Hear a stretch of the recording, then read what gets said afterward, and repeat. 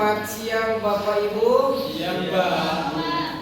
Kami di sini dari mahasiswa Universitas Tunggal Medan. Jadi di sini kami akan memberikan pendidikan kesehatan mengenai pentingnya diet pada pasien hemodialisa.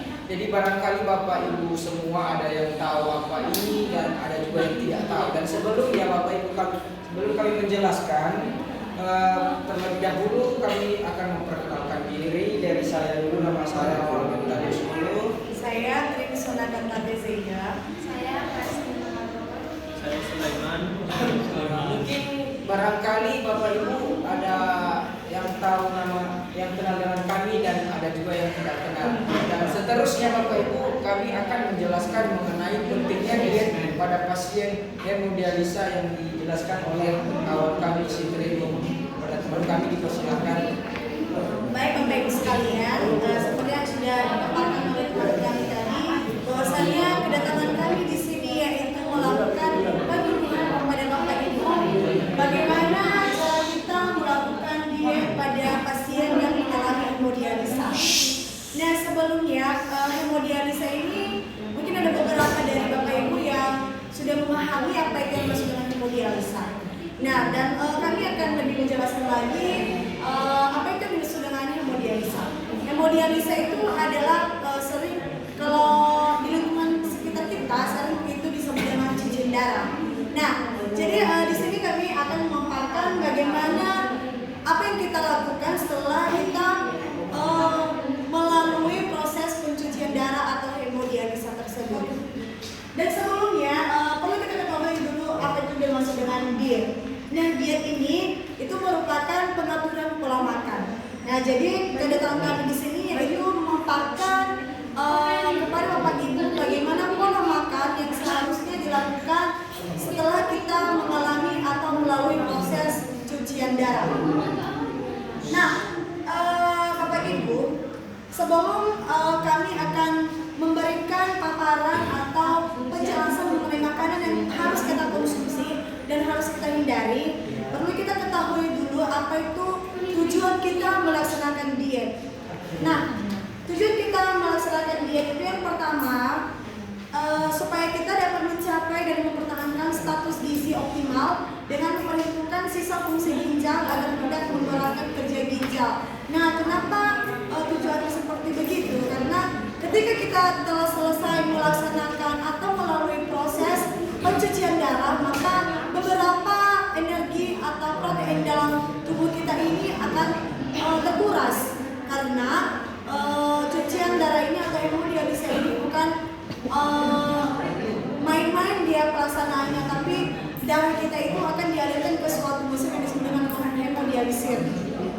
Nah kemudian yang kedua, tujuan diet itu yaitu untuk mencegah dan menurunkan kadar gula darah yang tinggi. Ketiga, mengatur keseimbangan cairan dan elektrolit, mencegah atau mengurangi progresivitas gagal ginjal dengan memperlambat turunnya laju filtrasi glomerulus. Nah, jadi Bapak Ibu, di sini ada banner yang sudah kami siapkan. Mungkin barangkali Bapak Ibu dapat melihatnya. Di sini ada beberapa makanan yang dianjurkan ketika kita sudah selesai melaksanakan atau melalui proses hemodialisa, maka kita dianjurkan mengonsumsi makanan, ada makanan karbohidrat. Nah, makanan karbohidrat yang perlu kita konsumsi itu apa? Yang pertama gula, yang kedua selai, yang ketiga sirup, yang keempat permen, kelima madu, agar-agar dan jelly. Nah, bahan makanan lemak kita itu bisa mengonsumsi minyak jagung, minyak kacang tanah, minyak kelapa, minyak kedelai dan margarin dan garam. Untuk buah-buahannya, semua buahan bisa kita konsumsi kecuali pada pasien dengan hiperkalemia. Hiperkalemia ini merupakan pasien yang mengalami kadar kalium yang tinggi atau kebalikan dari osteoporosis. Kalau osteoporosis dia akan mengadakan kerapuhan tulang. Kalau hiperkalemia itu akan melemaskan banyak lemas. Mungkin barangkali ada dari lingkungan sekitar kita yang seperti lumpuh dia, tapi bukan lumpuh juga kan ya, lumpuh lah, tapi lumpuhnya itu masih bisa berjalan sedikit. Ketika lemas, jadi nggak ada tenaga. Jadi itu hiperkalemia. Nah begitu juga dengan sayur-sayuran. Semua sayuran bisa kita konsumsi Bapak Ibu, kecuali yang pasien dengan hiperkalemia seperti saya sudah jelaskan tadi. Nah, di sini juga ada beberapa makanan yang perlu kita batasi Bapak Ibu. Yang pertama, untuk karbohidrat, kita tidak dianjurkan untuk mengonsumsi nasi dalam ukuran yang banyak. Yang kedua, jagung. Yang ketiga, kentang. Yang keempat, makaroni dan pasta. Yang kelima, havermaut, ubi atau tawas.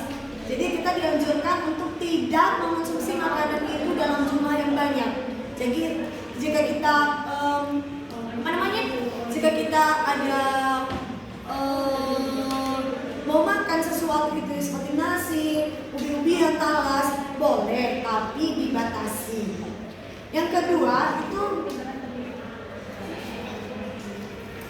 protein. Nah, kita itu juga dibatasi memakan daging kambing, daging ayam, daging ikan, hati, keju, udang dan telur. Jadi semua itu kita dibatasi untuk melalui proses pemulihan hemodialisa kita. Kemudian tahu, tempe, kacang tanah, kedelai, kacang tolo, kacang-kacangan lah. Jadi kita membatasi memakan itu. Kemudian sayuran yang tinggi kalium seperti peterseli, buncis, bayam. Kalau buah-buahan itu kalium yang tinggi kaliumnya juga seperti apel, alpukat, jeruk, pisang, pepaya. Jadi kalau misalnya Bapak Ibu ada yang suka buah-buahan ini, dibatasi dulu untuk melakukan proses mempercepat proses pemulihan hemodialisis.